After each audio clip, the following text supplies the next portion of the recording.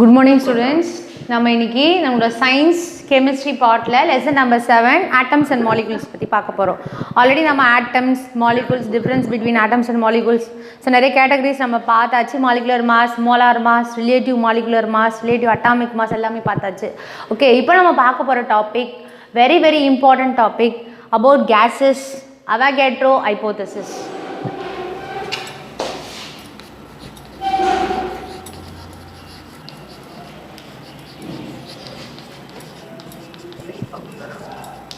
Avogadro hypothesis.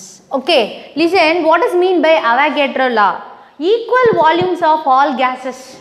Equal volumes of all gases under constant pressure and temperature, which is equal to equal number of molecule. N stands for molecule. N stands for molecules. Okay, volume which is directly proportional to number of molecules. This is called Avogadro law or Avogadro hypothesis. Suppose we take hydrochloric acid, hydrogen gas plus chlorine gas, which is equal to, it gives 2HCl. Consider here one volume of hydrogen gas, one volume of chlorine gas, 1 plus 1 which is equal to 2 molecules.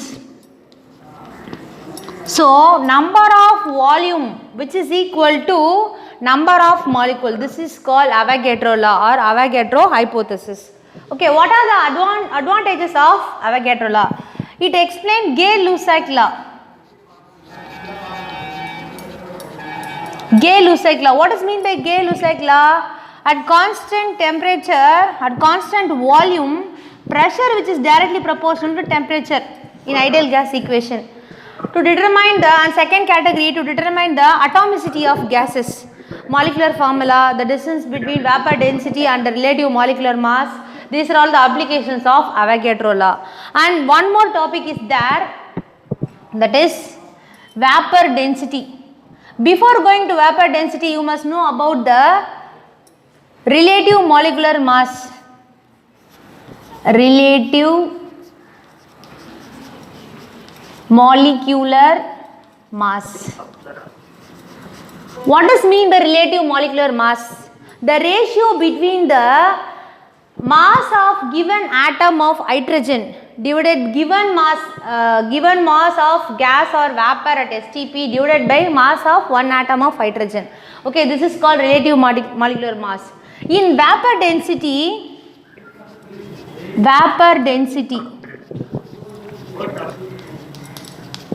the same formula, vapor density which is equal to mass of given volume of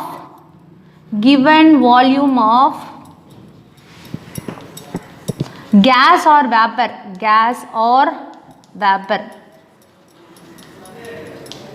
divided by mass of volume of hydrogen. This is the formula for vapor density. Okay, listen, but we know that volume which is directly proportional to number of molecules. So this formula can be converted in terms of molecules. Volume can be converted into molecules. So vapor density which is equal to mass of n molecules of gas or vapor divided by mass of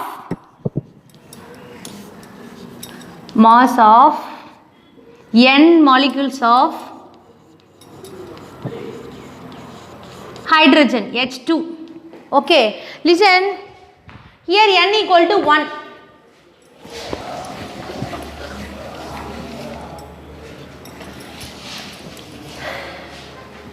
Here n equal to 1. So the formula can be converted into vapor density which is equal to mass of one molecule of gas or vapor divided by mass of one molecule of hydrogen H2. Listen, hydrogen oda atomicity வந்து 2 டா. Okay sir இப்போ எப்படி நம்ம மாற்றி எழுதலாம் அப்படின்னா same அதே formula தான். Mass of one molecule of gas or vapour divided by 2 atomicity 2 இல்லையா, அப்போ 2 into 1 atom of hydrogen இப்படி கூட எழுதலாம்டா.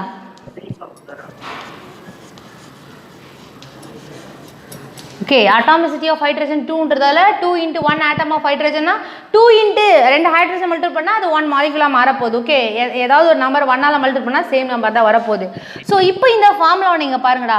Mass of 1 molecule of gas or vapour divided by 1 atom of hydrogen. This is called relative molecular mass formula. இது எப்படி எழுதலாம்னா relative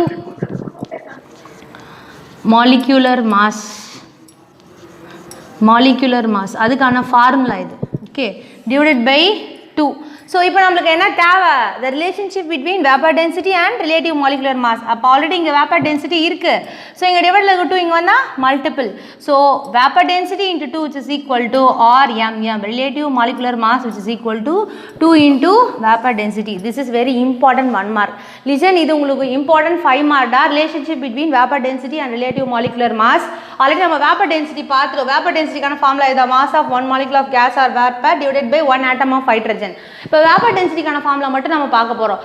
vapor is nothing but it is a moisture. It contains gas as well as water molecules. Okay, that is called vapor. அது தமிழ் அழகாக சொல்லுவாங்க நீராவி அப்படின்னு சொல்லுவாங்க. நீரும் இருக்கும் அதில் ஆவியும் இருக்கும்.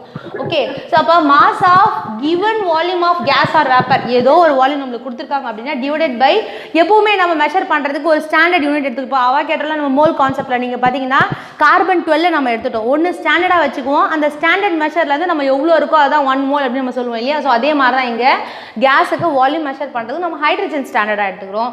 ஸோ அப்போ mass of 1 volume of hydrogen நம்ம எடுத்ததால, because hydrogen is a gas இல்லையா. So volume according to Avogadro law, volume which is equal to molecule. So n molecule எடுத்துக்கிறோம். இங்க n equal to 1 ன்னு மாத்திரம். அப்போ 1 molecule of H2ன்றதால atomicity of hydrogen 2, because இது வந்து diatomic இல்லையா. அப்போ 2 போகிறோம், 2 into 1 atom of hydrogen. So இந்த ஃபார்முலா மட்டும் நீங்கள் தனியாக எடுத்துட்டிங்கன்னா mass of 1 molecule of gas or vapor divided by atom of hydrogen nearly equal to relative molecular mass. Okay so அப்போ relative molecular mass இங்கே divided 2 இங்கே வந்தால் என்ன ஆகும், மல்டிபிள் ஆகும். 2 into vapor density which is equal to relative molecular mass. Okay and next நம்மளோட lesson நீங்கள் பார்த்தீங்கன்னா சால்ட் சம் கொடுத்துருக்காங்க. மோலார் மாஸ் எப்படி கண்டுபிடிக்கிறது. Molar mass is nothing but molecular mass. Okay molecular mass already சொல்லியிருக்கேன். ஒரு ஆட்டமும் தனியாக நம்ம செப்பரேட்டாக ரைட் பண்ணி அதனோட மாஸ் நம்பர் வச்சு நம்ம எத்தனை ஆட்டம் இருக்குது, 4 ஆட்டமா 2 ஆட்டமா 3 ஆட்டமான்னு சொல்லிட்டு போட்டு மாலிகுலர் மாஸ் நம்ம கண்டுபிடிக்கணும். அண்ட் நெக்ஸ்ட் நீங்கள் பார்த்தீங்கன்னா நம்பர் ஆஃப் மோல்ஸுக்கு ஒரு எக்ஸாம்பிள் கொடுத்துருங்க. அந்த ஒரே ஒரு எக்ஸாம்பிள் மட்டும் நான் போடுறேன். நீங்கள் போட்டு பார்த்ததா டவுட் இருந்தால் எனக்கு கேளுங்க. Okay so first number of moles கண்டுபிடிக்கும். ஆல்ரெடி நம்ம பிஃபோர் அவகேட்ரோ லா பார்க்கறதுக்கு முன்னாடி வந்து நம்ம நம்பர் ஆஃப் மோல்ஸ் கண்டுபிடிக்கிற ஃபார்முலா வந்து 4 ஃபார்முலாஸ் பார்த்துருப்போம். நம்ம number of moles which is equal to given mass divided by atomic mass, given mass divided by molecular mass. அதுக்கப்புறம் அவகேட்ரோ நம்பர் கொடுத்துருந்தா number of moles number of molecules divided by அதோட Avogadro number நம்ம பார்த்துருப்போம். Okay so அதில் ஒரு example மட்டும் நான் உங்களுக்கு போகிறேன்டா. உங்களோட புக்கில் செகண்ட் ரோமனில் calculation based on the number of moles from mass and volume ல உங்க क्वेश्चन கொடுத்திருக்கா. என்ன கொடுத்திருக்கானா calculate the number of moles in.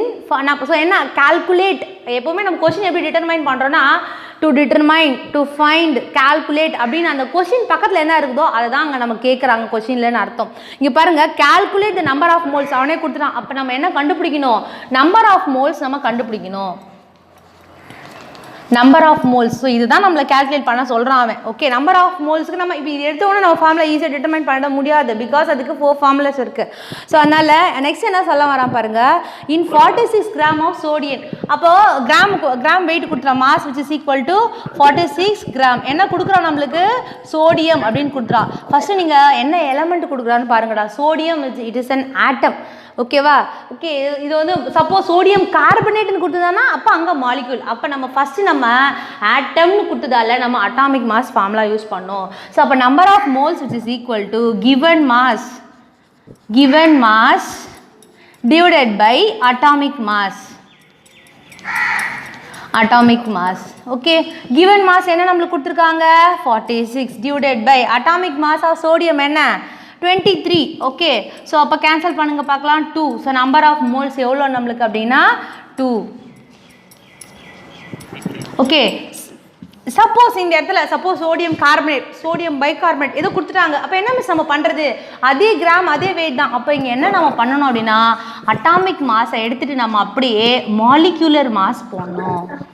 Molecular mass எப்படி மாலிகுலர் மாஸ் கண்டுபிடிப்பீங்க? You know very well. Sodium carbonate எடுத்துக்கோங்களேன், Na2CO3. ஓகே, ஃபஸ்ட்டு சோடியம் தனியாக எடுத்துடணும். Na இப்போ பார்த்தீங்கன்னா 2Na இருக்குது. அப்போ 2 into atomic mass of sodium 23 multiple பண்ணிக்குவீங்க. நெக்ஸ்ட்டு கார்பன் இருக்குது. கார்பன் வந்து 1 தான் இருக்குது. அப்போ 1 into atomic mass of carbon 12. Next oxygen 3 into ஆக்சிஜனுக்கு வந்து 16. ஸோ இது எல்லாத்தையும் நம்ம மல்டிபிள் பண்ணி ஸோ இந்த ஆன்சர்ஸ்லாம் நம்ம ஆட் பண்ணால் நம்மளுக்கு கிடைக்கக்கூடியது தான் மாலிகுலர் மாஸ். ஓகே, ஸோ இந்த கேட்டகரியில் நீங்கள் நீங்களே ஒர்க் அவுட் பண்ணி எனக்கு சென்ட் பண்ணுங்கள் ஸ்டூடெண்ட்ஸ். தேங்க்யூ.